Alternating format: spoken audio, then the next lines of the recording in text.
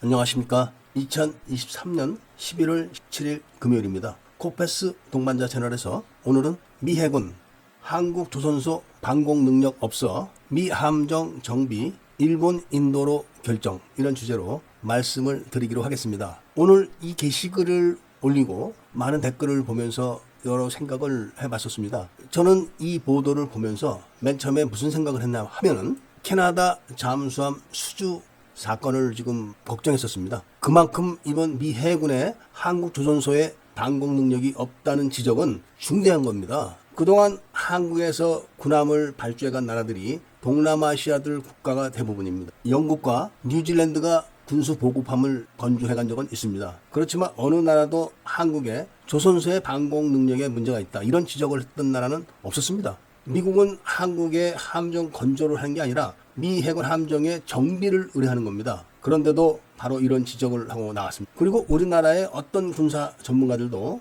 우리나라 조선소가 방공 능력이 없다, 이런 걸 걱정하는 사람이 한 명도 없었습니다. 최근에 우크라이나가 러시아의 조선소를 공격을 해가지고 러시아의 신형 함정들을 막 격파를 할 때도 그런 걱정을 하는 사람이 없었습니다. 우크라이나가 러시아의 조선소, 그러니까 크림반도 내에 있는 조선소를 공격을 해서 최신 초계함을 못쓰게 만들어놨죠. 그 보도가 나가고 얼마 안 있다가 미국이 이런 지적을 한 겁니다. 이런 지적에 대해서 진지하게 댓글을 단 사람이 많지가 않습니다. 신문 보도에는 정비 대금이 73조라고 나와 있습니다. 그리고 캐나다 해군에 납품하는 잠수함의 금액은 80조 가까이 됩니다. 이 두 가지만 합쳐도 150조가량 되는 겁니다. 이 자체가 얼마나 우리에게는 큰 먹거리입니까? 저는 미 해군이 우리나라 조선소의 방공 능력이 없다, 이런 지적을 했다는 뉴스 보도를 들으면서 대략 35년 전에 제가 가구 공장을 했을 때 일본의 큰 대형 유통회사에 컴퓨터 책상을 납품을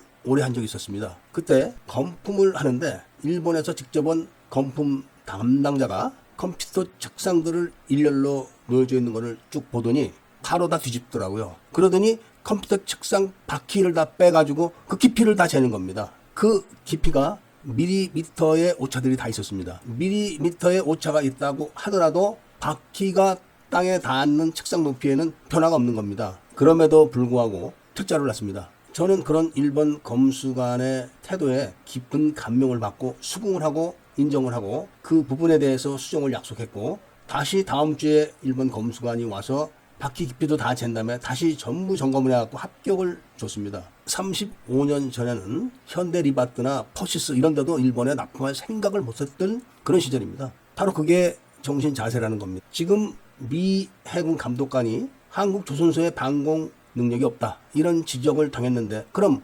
우리나라의 F-35 전투기 주 기장에 있는 청주 비행장은 방공 능력이 있을까요? 무방비 상태입니다. 북한의 300mm, 600mm 대구경 방사포가 그대로 날라오게 되어 있습니다. 이걸 막는 시스템 자체가 없습니다, 한국이. 물론 계룡대 같은 군 지휘부 체계도 마찬가지입니다. 그럼에도 불구하고 이런 걸 지적하는 군사 전문가는 한 명도 없습니다. 댓글에 있는 것처럼 지금 유사시도 아닌데 무슨 그런 걱정을 하는가, 이런 지적도 타당해 보이지만 지금은 휴전 상태입니다. 언제라도 북한이 미사일을 날릴 수가 있습니다. 바로 연평도 포격전이 그런 거 아니겠습니까? 얼마 전에도 서울 상공에 북한의 무인기가 막 날아다녔어요. 유사시라고 해도 과언이 아닌 겁니다. 지금도 문제는 사태가 이렇다 하더라도 군 당국의 태도가 더 문제인 겁니다. 지금 SM-6를 도입하고 있습니다. SM-6는 배에 장착하는 겁니다. 함정에. 함정은 기동성이 있습니다. 얼마든지 둘러댈 수 있습니다. 그리고 지상형 40mm 자동 대공포 시스템도 지금 개발하고 있습니다. 천궁2도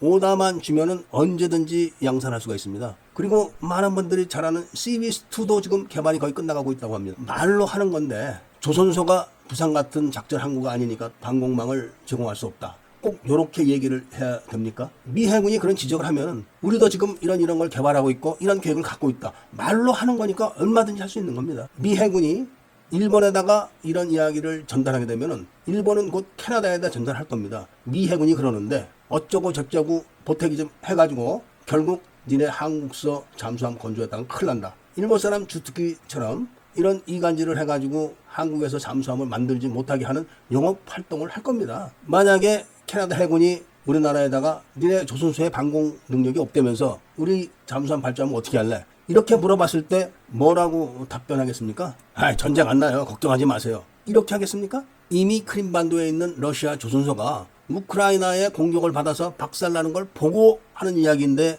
그렇게 대답했다가는 일 다 망친다는 말씀을 드리면서 오늘 이야기를 마치고자 합니다. 애국 시민분들과 밀매분들께서는 구독을 꼭 좀 해주시고 좋아요와 알림 설정도 부탁드리면서 이야기를 들어주신 데 대해서 감사드립니다.